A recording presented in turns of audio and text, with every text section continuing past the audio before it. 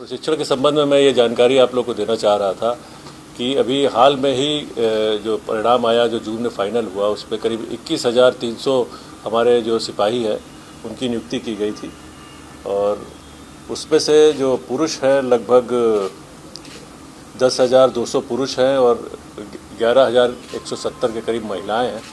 तो इनमें 8 ट्रांसजेंडर भी हैं। तो कुल मिला के 21,300 लोग थे।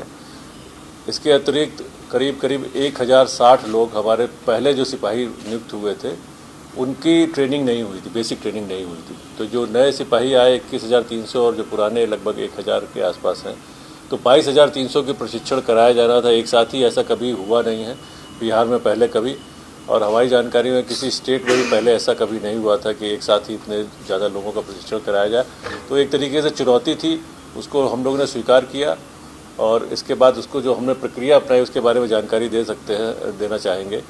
हमने जो हमारे जो बीसैप के जो ट्रेनिंग सेंटर हैं उनको पहले ही 2023 में ट्रेनिंग सेंटर के रूप में नोटिफाई किया जा चुका है, जो हमारे बीसैप के बटालियन हेडक्वार्टर है। तो उनमें से 15 बटालियन हेडक्वार्टर को हम लोगों ने ट्रेनिंग सेंटर के रूप में उपयोग किया।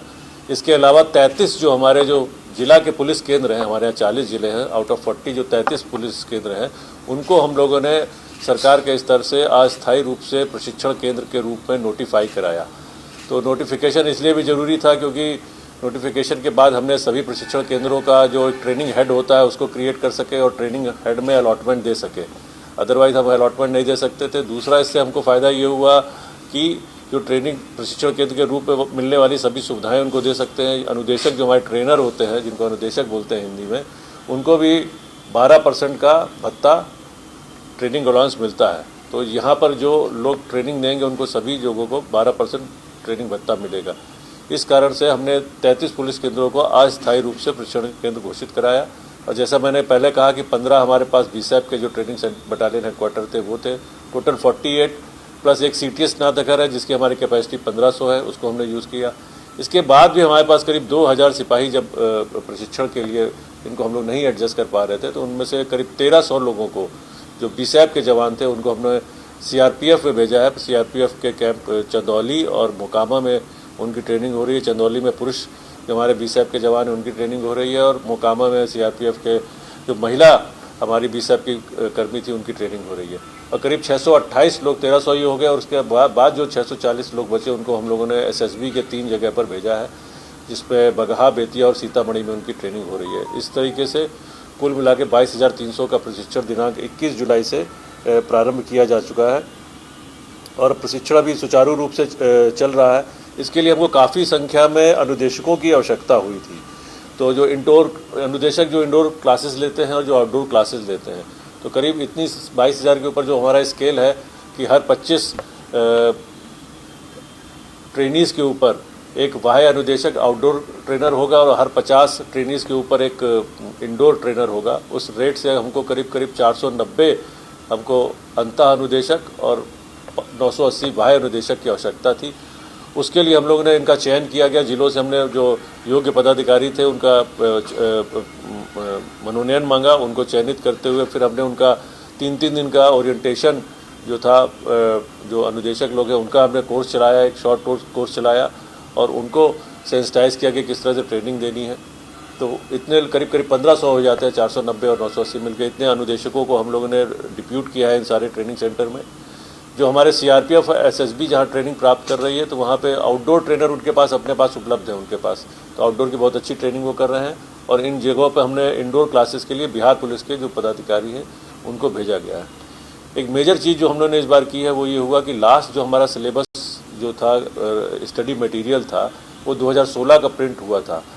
उसके बाद से उसमें काफ़ी चेंजेस आ गए। आपको पता होगा कि फिर जुलाई से 2024 से BNS और BNSS और एविडेंस एक्ट चेंज हो गए और हमारा नया कानून आ गया। तो इन चीज़ों को इनकॉर्पोरेट करते हुए जो पुराना जो हमारा कंपेंडियम था उस पर करीब हम लोग को 70% चेंजेस करने पड़े और हमने नया कंपेंडियम बनाया। करीब 1050 पेज का है, उसके 3 पार्ट हैं। तो उसको हम लोगों ने तैयार किया, लगभग इसमें हमको 2 से 3 महीना समय लगा। तो सिपाहियों के जो सिलेबस है उसके अनुसार हमने जो नए कानून है उनको डाला है। कुछ नई चीज़ें जैसे हमारे यहाँ बिहार में CCA में परिवर्तन हो गया है और कई सारे आदेश जो निकले हैं। इसके अलावा CCTNS हो गया, जो 2016 के बाद से कई सारी चीज़ें आई हैं, जैसे कि ई साक्ष्य हो गया या यातायात से संबंध में ई डार है, आई रैड है, जितने भी EFIR अब करनी है, स्टेशन डायरी भी ऑनलाइन लिखनी है, तो कंप्यूटर के संबंध में भी जितनी जानकारी थी उन सबको हमने समाहित किया है और सिलेबस नए तरीके से तैयार किया है। इसकी करीब 25,000 कॉपी प्रिंट कराई जानी है। वो प्रक्रिया भी प्रक्रियाधीन है और मुझे लगता है कि करीब 20 से 25 दिन में हम लोग इसकी कॉपी 25,000 कॉपियाँ प्रिंट करा के और सभी ट्रेनीज़ को हम लोग फ्री ऑफ कॉस्ट दे पाएंगे। तो ये एक बड़ा स्टेप था। इसके अलावा DSPs की जो ट्रेनिंग होती है उसमें भी जो BPA में उनकी इंस्टीट्यूशनल ट्रेनिंग होती है, उसके बाद ज़िले में जाके उसको वो व्यवहारिक प्रशिक्षण जो बोलते हैं वो कराते हैं। तो उसका भी सिलेबस आज तक नहीं बना था, वो भी हम लोगों ने तैयार किया है कि किस तरह से वो जो 9 महीने 10 महीने उनकी जो ट्रेनिंग होती है ज़िले में, उसको वो किस तरीके से करेंगे।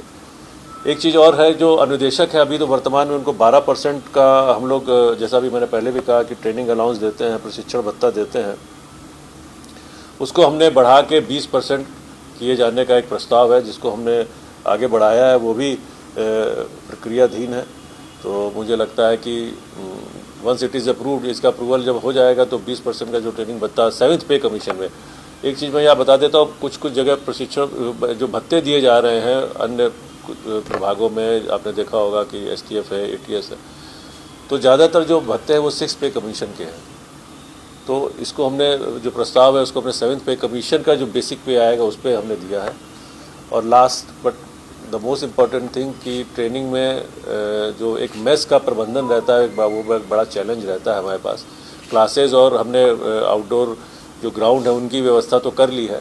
मेस प्रबंधन के लिए पहले जो चला आ रहा था व्यवस्था, उस पर काफ़ी शिकायतें कई बार होती थी, आप लोग परिचित ही हैं। तो इस बार हम लोग ने पहल किया है, तो पुलिस मुख्यालय इसमें DG साहब का बहुत हम लोग को मार्गदर्शन मिला। DG साहब के मार्गदर्शन में हम लोगों ने जीविका, जो हमारी जीविका दीदी है, उनके साथ एक MOU, जिसको समझौता बोलते हैं, MOU एक समझौता ज्ञापन किया है, जिसके साथ सभी जो हमारे प्रशिक्षण केंद्र CRPF और SSB को छोड़ के जितने भी प्रशिक्षण केंद्र हैं, चाहे वो BSAP के हो, चाहे जिला पुलिस केंद्र हो या हमारा CTS नाथनगर भी हो, वहाँ पर जो मेस का प्रबंधन इनके द्वारा किया जा रहा है। तो मुझे उम्मीद है कि इस पर फूड की क्वालिटी और आगे आने वाले समय में थोड़ा ट्रांजिशन फेज में है, तो शुरू में कुछ हम कठिनाइयाँ आई हैं, लेकिन उसको पिछले 1 हफ्ते में हम लोगों ने ओवरकम किया है और मेन्यू हम लोगों ने रिच रखा है। तो उसको कोशिश की हम लोग कर रहे हैं कि जो भी कठिनाइयाँ थी उसको जल्दी से दूर करके उसको स्मूथली रन कराएं। तो प्रशिक्षण के संबंध में इतनी ही जानकारी देनी थी आप लोगों को।